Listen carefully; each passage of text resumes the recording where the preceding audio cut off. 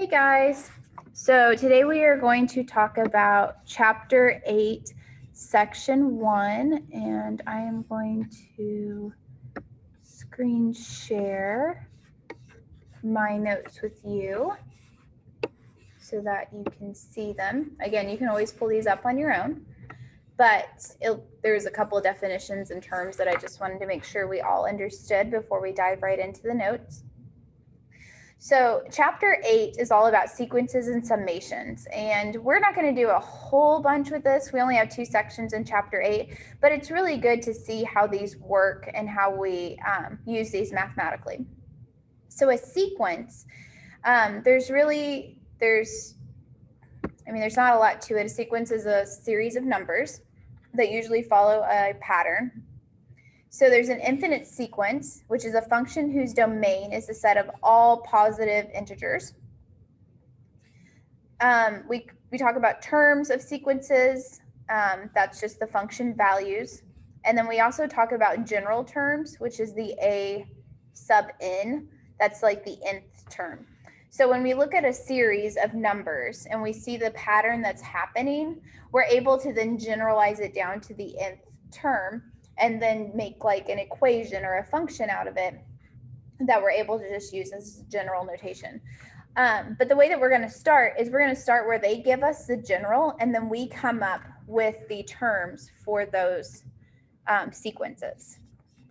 So I'm going to stop that share and make this big and get you over to the chalkboard.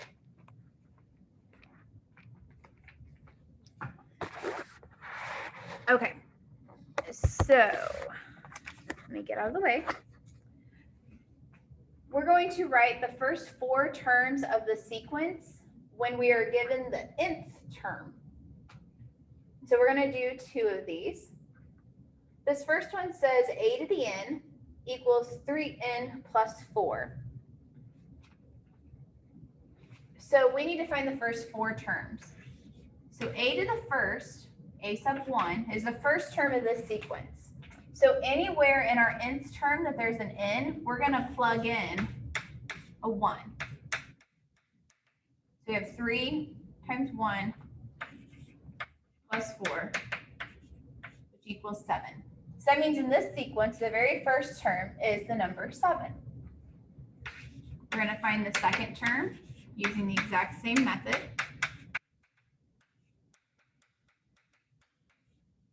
Equals 10. The third term equals 3 times 3 plus 4, 9 plus 4, which equals 12. And the fourth term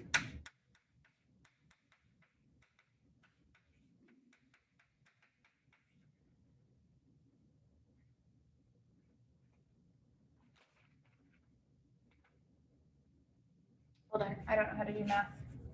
9 plus 4 is 13. Hopefully some of you were sitting behind your computer screen saying that. Oh, that's true.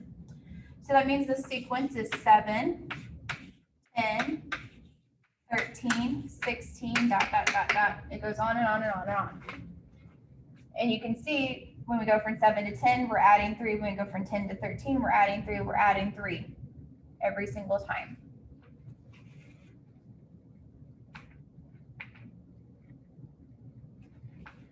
That's how you find the first 4 terms of a sequence. You just plug in the values for n, you switch out the value for the indicator for the number. Okay. Obviously, the sequence can be more complicated than just adding 3 every time. That doesn't mean necessarily that it's more complicated in like overall. It just means you have to be careful. So if we have a to the 1, anywhere that there's an n, we're going to put in 1. So I have negative 1 to the first power all over 3 to the first minus 1. Well, negative 1 to the first is negative 1. 3 to the first is 3. I have negative 1 over 2. So the first term is negative 1/2. A2, negative 1 squared all over 3 squared minus 1. Negative 1 squared is a positive 1. Negative 3 squared is 9 minus 1, which equals 1/8. So our second term is 1/8. Negative 1 to the third all over 3 to the third minus 1. Negative 1 to the third is negative 1. Notice those are kind of oscillating. They're going back and forth. 3 to the third is 27 minus 1 is negative 1 over 26. And then a to the fourth equals negative 1 to the fourth over 3 to the fourth minus 1, which equals 1 over 81 minus 1, which equals 1 over 80. So then the first four terms of this sequence would be negative 1/2, comma 1/8, comma negative 1/26, comma 1 over 80. Oops, you can't see all of my listing. I just listed out all of these.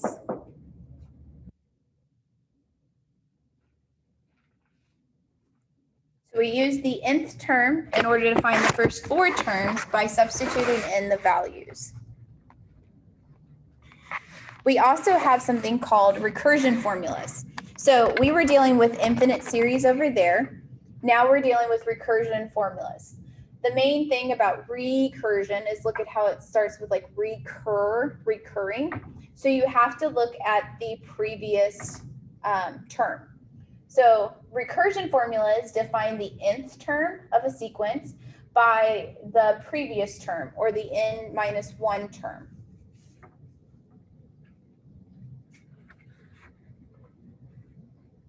Just trying to make sure all of that's in there. So we have an example, and it wants us to find the second term of this series, or the sequence, excuse me. We know that the first term is 5, and we know that the nth term is 3 times the a to the n minus 1 term plus 2. So if we need to find the second term, then what we're doing is we're saying 3 to the a 2 minus 1 plus 2. Anywhere there was an n, I plugged in 2. So the second term is simply 3 times a to the first plus 2. So the second term is 3 times the first term plus 2. We have to know what that first term is in order to determine the second term. So whenever you have a recursion formula, they're always going to give you the nth term and then like another term in order to help you solve this. So the second term is 3 times the first term, which we said was 5, plus 2. That's 15 plus 2. So the second term is 17. So you have to know the nth term and you have to know the previous term in order to determine the next term. The most famous of these that you may have heard of is something called the Fibonacci sequence. The Fibonacci sequence is 1, 1, 2, 3, 5, 8, and it goes on and on and on. And the way that the Fibonacci sequence works is you're taking the first two and you add them together to get the next one. So you're taking the first term and the second term, you add those together to get the third term. You take the second and the third, you add those together to get the next. This plus this equals this, this plus this equals this, and it goes on forever. It was discovered by a famous mathematician, Fibonacci, and so it's called the Fibonacci sequence, and that's a recursion formula because you have to know something about the previous term in order to actually come up with the next term. I'm just going to hold it for this one, and then I'll sit you down in a minute. So after, excuse me, sequences, like the infinite sequence and the recursion formulas, we have something called factorials. Factorials are where you have a number or an expression with an explanation point. So n factorial is how we'd read that, equals n times n minus 1 times n minus 2 times n minus 3 ...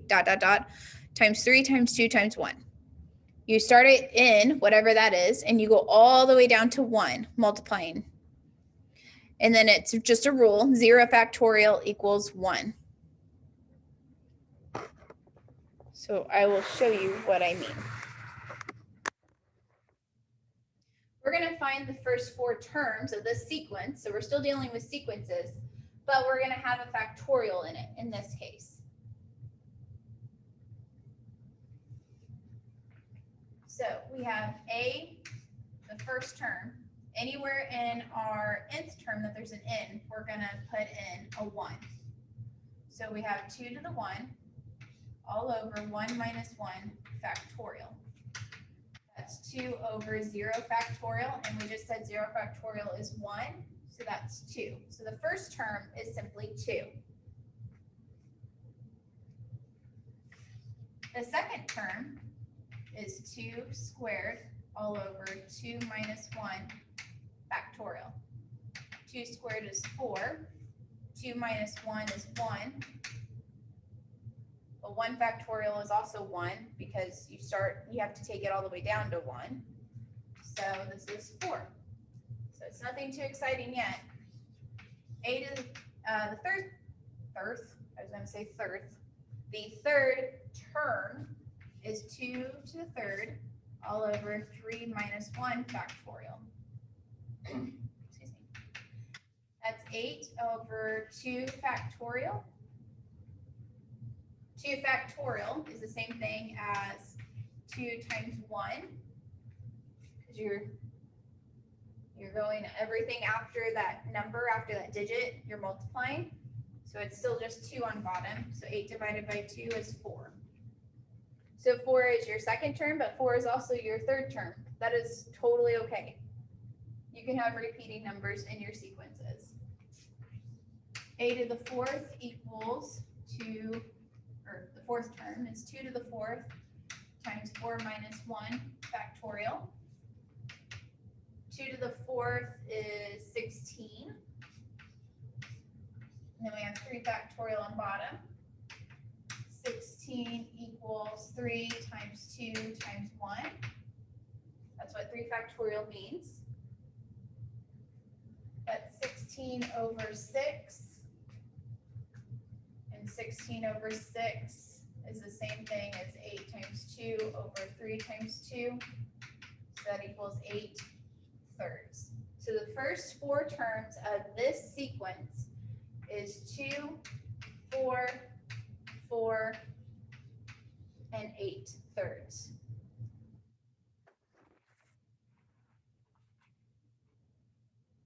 Factorials are kind of fun. If you ever want to look up some really pretty math, yes, I did say pretty math, you can look up factorials and how they are in nature and how they are done with pictures, and it's really pretty. So we did factorials in terms of the sequences and how do we use our terms and things like that. We can also just evaluate factorials on their own. And so what this means is you're looking at what you can reduce. So think about when we had right over there, we had 10, or what do we have? 16 over 6. What we asked is what do they have in common? Well, they each had a 2 in common. And so we were able to cancel those out and simplify it down. When you evaluate factorials like this, that's exactly what you're going to do. You're going to try and get something on the top that's the same on the bottom so you can mark it out and eliminate it. So we have 10 factorial over 2 factorial times 8 factorial. Well, 10 factorial is the same thing as 10 times 9 times, and then it would be 8 factorial, right? Because that's 8 times 7 times 6 times 5 times 4 times 3 times 2 times 1. 2 factorial is 2, and then we have 8 factorial. The reason why I did that, where I wrote 10 factorial is 10 times 9 times 8 factorial, is because then we get an 8 factorial on top and an 8 factorial on bottom, which are going to go away. And now I have 10 times 9 over 2. Well, the 2 and the 10 can reduce down to 5. So now I just have 5 times 9, which is 45.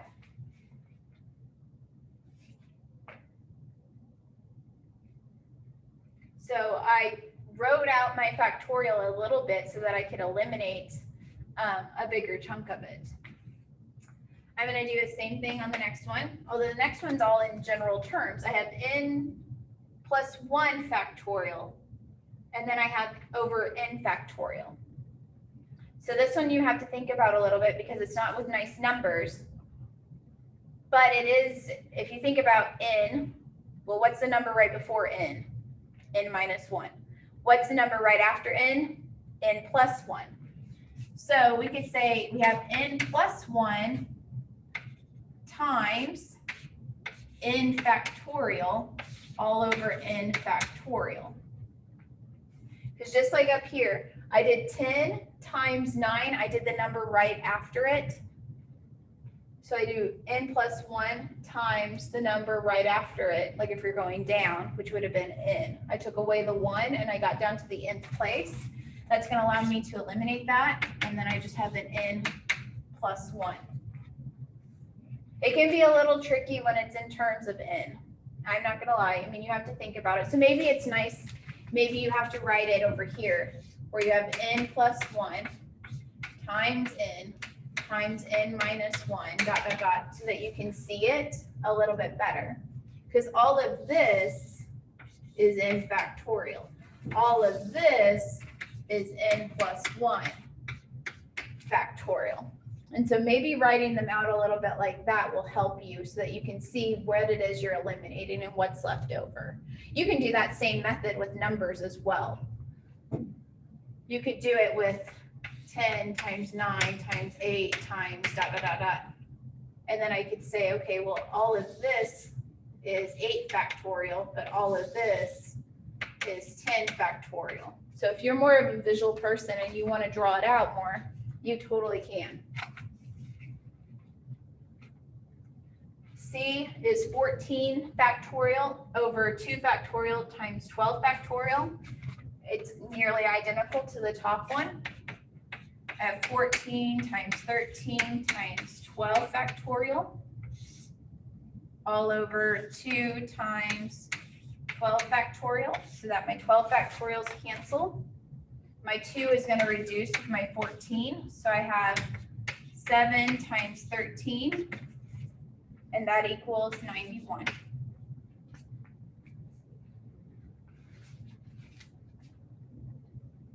And that's how we evaluate factorials. We look at what we can reduce, and then we get rid of those, and we move on from there. So at the beginning, I said section 8.1 was sequences and summation notation. Right now, we're done sequences so far this whole time, so we're going to look at summation notation. Summation, sum, it means you're adding a whole bunch. You're going to add the terms of a sequence. So we've been learning about sequences so that we can do summations and add them. So summation notation, it's got this Greek symbol for sum. It's sigma, and that means the sum. You're going to take the sum of the A of i's from I equals 1. This is your lower limit. It's on bottom, so it's your lower limit. It tells you where you're starting your sequence. You're starting it when I equals 1, and then you're going to go all the way until n, which is your upper limit. You're going to go all the way till the nth term. So you're going to add these. You're going to add the first term, the second term, the third term, all the way up to the nth term. Obviously, this is the general form for summations. So before we were just listing. We would list out the first, the second, the third, the fourth, and so on, all those terms. Now we're going to add them together. We take the sum of them together to get the summation.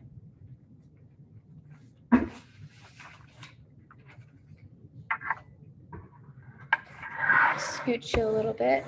Try and leave the general form over there a little bit for you.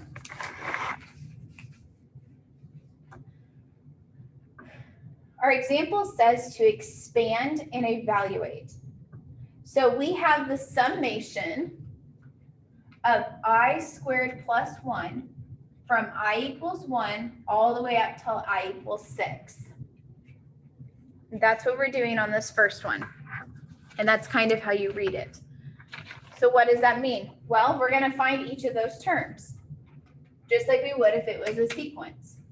So our first term, we're going to let I equal 1. So we have 1 squared plus 1 plus, and then our second term. I was 2 for our second term.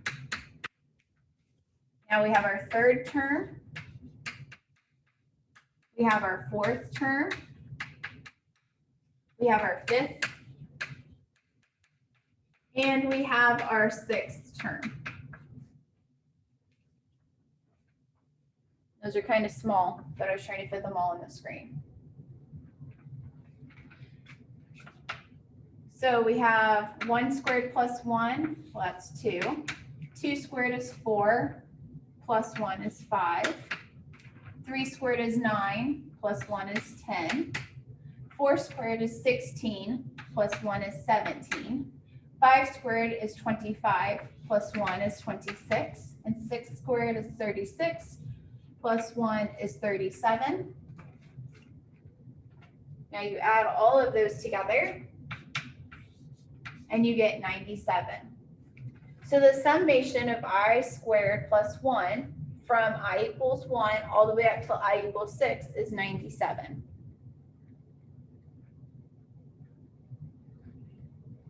You'll do the exact same thing on the next example. We have the summation of -2 raised to the kth power minus 5 from k equals 4 till k equals 7. So notice we don't actually start one, we don't have i's this time, we have k's. That's fine, it can be any letter. In general, it's usually I, but it can be k's. We don't have to start at I equals 1 though. We can start at I equals 4 or I equals 12 or whatever series whatever term of the series we want to start with. We don't have to start with the first. So in this case, we're starting with the fourth term. So that would be -2 to the fourth minus 5. Plus, and I'm going to leave them in the brackets just so I know that that's the fourth term. Now I'm going to come do the fifth term, which was -2 to the fifth minus 5, plus, now I've got the sixth term, and then I've got my seventh term. So I left the brackets so that I would realize there's a term, there's a term, there's a term, there's a term. Just like up here, I left the parentheses so that I would know where each of my terms were. -2 to the fourth power will give me a positive 16 plus -2 to the fifth power will give me a negative 32 plus -6 to the sixth power will give me a positive 64. -2 to the seventh power will give me a minus 128 minus 5. 16 take away 5 is 11. 32 take away 5. It's -32 take away a -5 will give me a -37. 64 minus 5 will give me 59. -128 minus 5 will give me a minus 133. You add all those together and you get minus 100. So summations they're not a whole lot different from sequences in that you are finding the first, the second, the third, or whatever indicated terms, just like we were with sequences. What's different then is instead of just listing out those terms in our sequence, we are adding them together. We are getting the sum of them. And that is what summation is. So this is when we go from the summation into our terms, and then we do the summation. But what if we are given the terms and asked to come up with a summation notation? It's kind of fun to say, summation notation. This part can be harder for students sometimes if they're not used to trying to see the general form, because that's what you're trying to do. They give you the specifics and they want you to do the general. So here's what I'm going to always tell you to do. I want you to write the summation, and then I want you to look and see if we can determine what is going on in each of our terms. We have 1 to the third, plus 2 to the third, plus 3 to the third, dot, dot, dot, all the way up to 7 to the third. So what is happening every time? Well, we have something raised to the third power, right? But what is that something? Well, it's not constant because it's changing. We go 1 to the third, 2 to the third. What if we said that that was, what if that's our I to the third? And then what would be the lowest value that I is? Well, the lowest value that I is 1.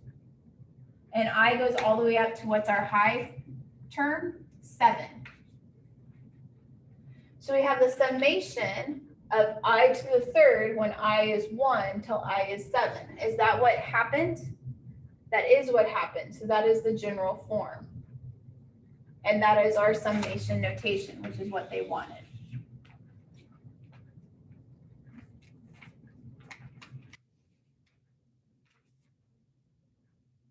So far, all of our summations have ended at a certain number, but they don't have to. They could end at an nth term, and that means we'll just get the general form for that entire sequence or summation. So we need to kind of look at this one and figure out what's going on. Here's something that's nice though. If we have a series or a sequence that's going to the nth number, the nth term, then that nth term really tells you what's going on in the sequence. So we have 1 plus 1 over 3 plus 1 over 9 plus 1 over 27, on and on and on until we get to the nth term, which is 1 over 3 raised to the n minus 1. So that's what's going on. We have 1/3, but the 3 is being raised to the term that's right before it. So in this case, we had 1 over 3, and then n minus 1. Well, if n is 1 here, we had 0, which equals 1. Here we had 3, n minus 1, so this is our second term. So our n was 2, so that's 1 over 3 to the first power. So when we write the summation, it's actually easy because we just are going to use that. 1 over 3, but instead of the n, we're going to use our I.